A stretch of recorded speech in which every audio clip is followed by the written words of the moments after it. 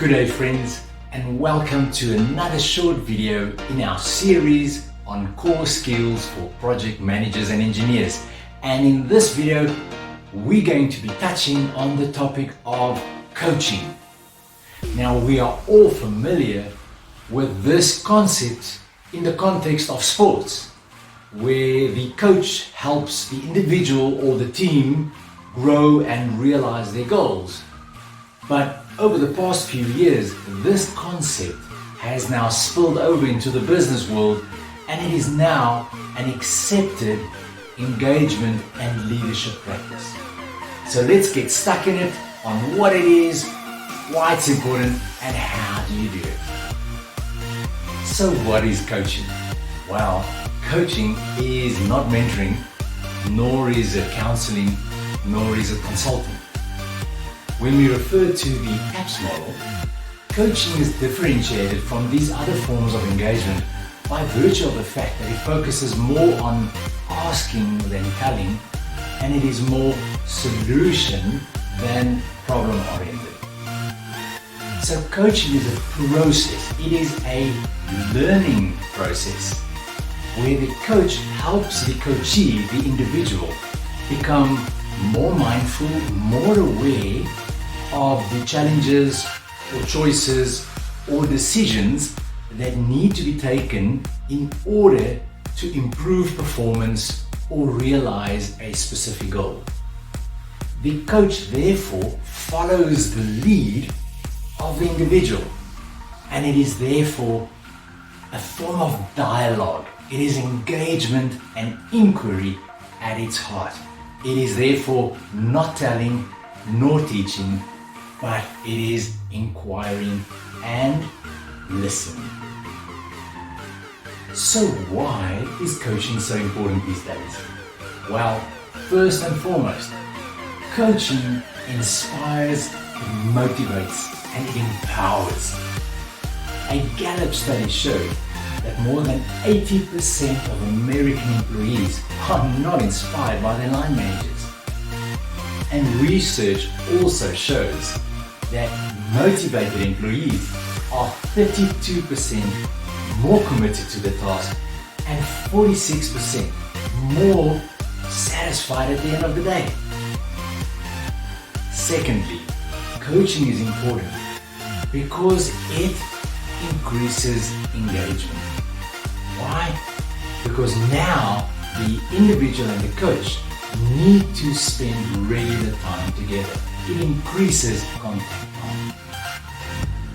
Thirdly, coaching is important because it forces meaningful conversations about that which matters to the individual.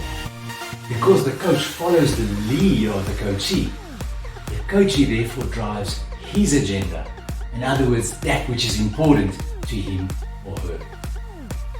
Fourthly, coaching is important because of the nature of the conversation and the nature of the self-reflection.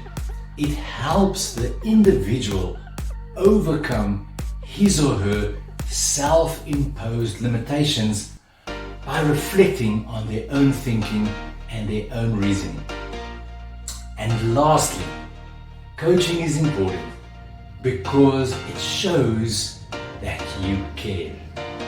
By spending quality time together in meaningful conversation, it communicates a strong message of care.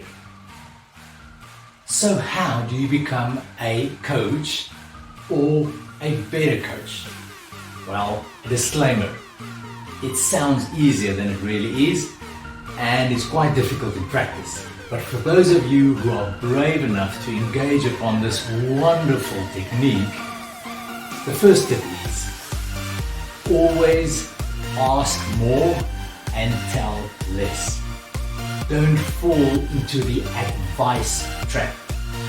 Coaching is about inquiring, not about teaching. Secondly, help the individual become more aware and help the individual increase in self-reflection. And that you do by guiding and asking. Thirdly, help the individual clarify his or her options or decisions so that the individual is clear about the various routes he or she can take. Fourthly, help the individual to own his or her sense of agency. In other words, help the individual own their responsibility, the responsibility of taking the decision, moving forward, and owning and learning from the consequences. And lastly, if you get stuck, follow the GROW model, where G stands for helping the individual clarify the goal, where R is about helping the individual define his or her current reality, where O is about helping the individual understand the various options, and W stands for will, helping the individual to take action and clarifying his or her will to make it happen. There you go. Hopefully these tips will help you become a better coach, and look out for some more videos where we will be helping you and guiding you to become a better project manager and a better engineer.